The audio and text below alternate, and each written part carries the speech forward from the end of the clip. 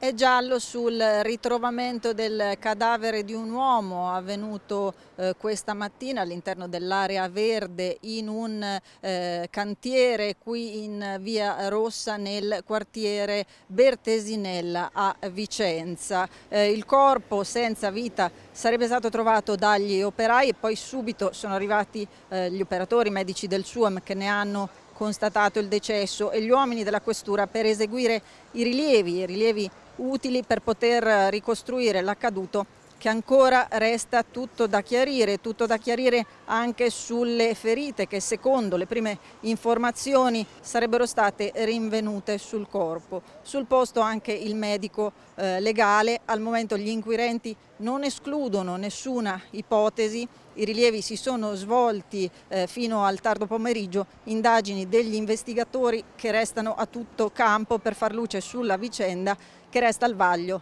delle autorità competenti.